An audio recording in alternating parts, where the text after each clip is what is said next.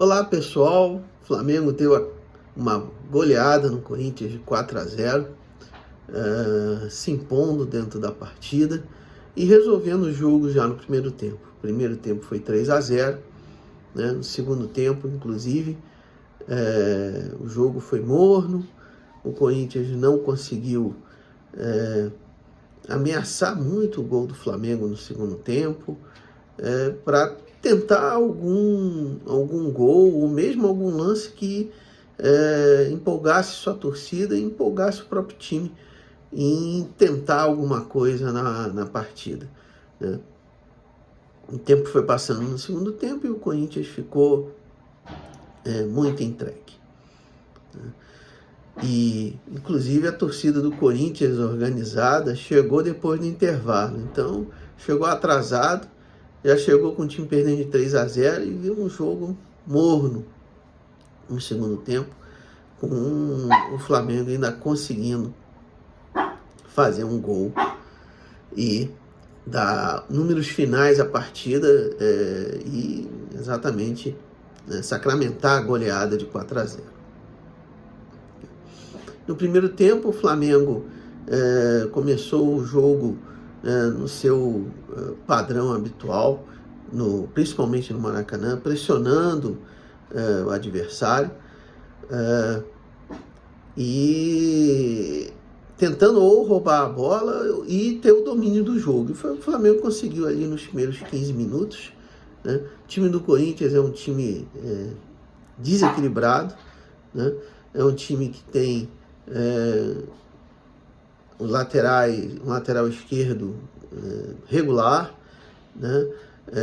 O seu meio de campo, os volantes, tem dificuldade com saída de bola, né? Não é um time que consiga se pressionado do jeito que o Flamengo faz essa pressão, sair com ela, então tem que ficar rifando, né? Ou então acabar errando, perdendo uma bola e permitindo o Flamengo fazer um ataque com muito espaço, né? E por outro lado também, nesse início de jogo, o Corinthians não conseguia fazer uma marcação na frente, né? O Flamengo conseguia sair bem da sua defesa, tocando bola, envolvendo, e aí consegue fazer um ataque com bastante espaço, né?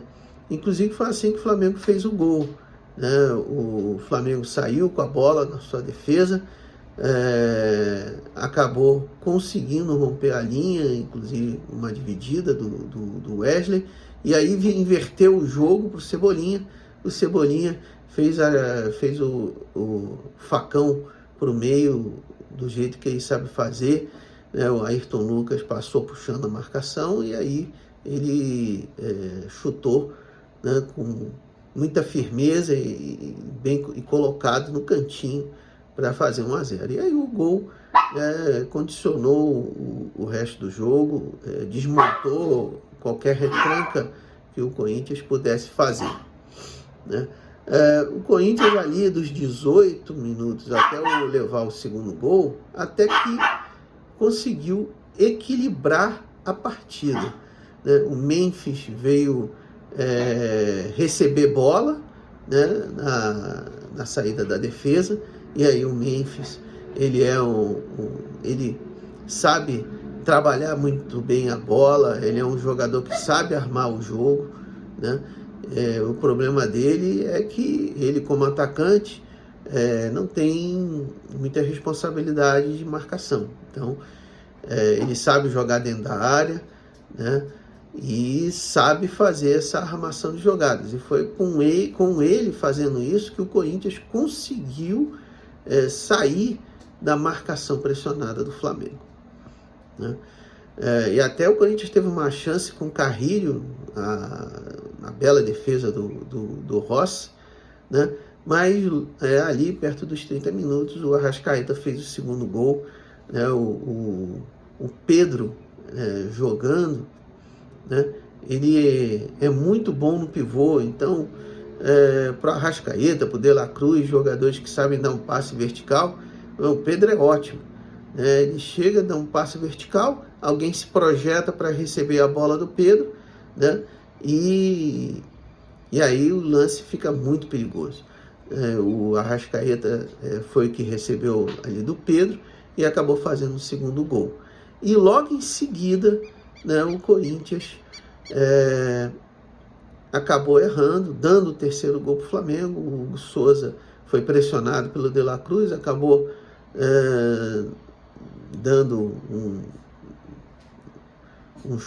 passe errado para o jogador do Corinthians, que também não estava bem posicionado para facilitar o trabalho do seu goleiro, que já não é grande coisa com a bola no pé, né? E aí o Pedro já recebeu e bateu com um gol vazio, fazendo 3-0, e aí a distância, né, para o Corinthians ficou muito grande, né? A montanha ficou muito grande, né?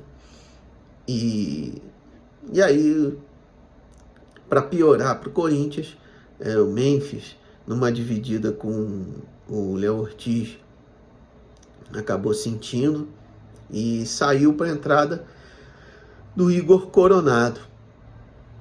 E aí piorou mais a coisa para o Corinthians, porque o Memphis consegue fazer, tanto fazer bem lá o trabalho na área, como também armar o jogo, né?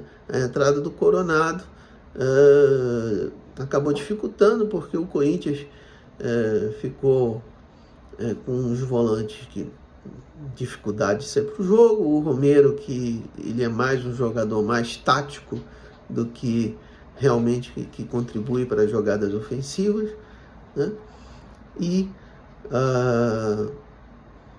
o Coronado mesmo não conseguiu fazer o mesmo trabalho que o Memphis, inclusive, né, jogando de costas para o gol, que é o que o Memphis conseguiu fazer nesse único período em que o Corinthians conseguiu um pouco de equilíbrio na partida, né?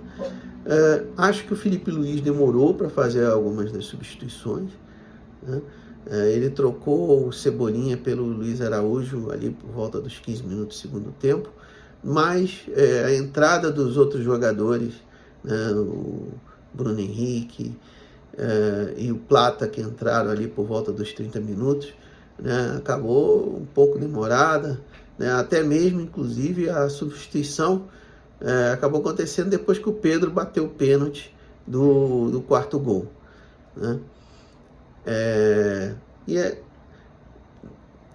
O Flamengo ainda fez mais outras duas substituições ali, saiu o Gerson, saiu o Pulgar hoje para a entrada do Alan e para a entrada do Matheus Gonçalves, né? O Flamengo poderia já ter feito essas substituições, o jogo estava 3-0, depois 4-0, né, controlar, né, os minutos, né, dos jogadores. O próprio lance do pênalti, inclusive, o Arrascaeta levou uma pancada e até, né, deu meio que uma torcida no tornozelo, né? Então, o jogo que foi, né, muito de acordo com o plano que o Flamengo gosta de fazer, né? Faz 3-0 no primeiro tempo, resolve o jogo, e o segundo tempo, né, o time joga no ritmo mais lento, o adversário, como no caso hoje, ficou totalmente entregue também, baixo ritmo, baixo ânimo, né? E aí com isso o Flamengo já ganha um pouco mais de fôlego para o próximo jogo, né? No meio de semana tem Copa do Brasil, o Flamengo vai jogar com o Botafogo da Paraíba, e aparentemente o time do Botafogo vendeu o mando de campo, né? Vamos ver aí como é que vai ser ali o meio de semana do Flamengo, o fim de semana, o próximo jogo do Campeonato Brasileiro, né? E, né, lembrando que agora, 6h30, né, o Palmeiras joga com o Bahia. Vamos ver o resultado desse jogo. Se o Palmeiras empata ou até mesmo perde, né, o Flamengo se mantém na liderança do campeonato. que vai parecendo que vai ficar mesmo para Flamengo, Palmeiras principalmente, e o Internacional correndo um pouco mais por fora, né, ali para terceiro, né. Parece que o campeonato vai se desenhando para esses três disputantes ao título, né?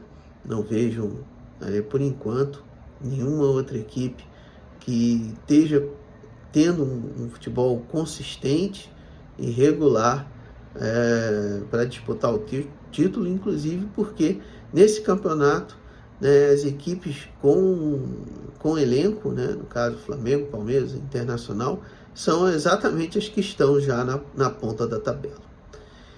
Bom, deixe seu like, comente, se inscreva.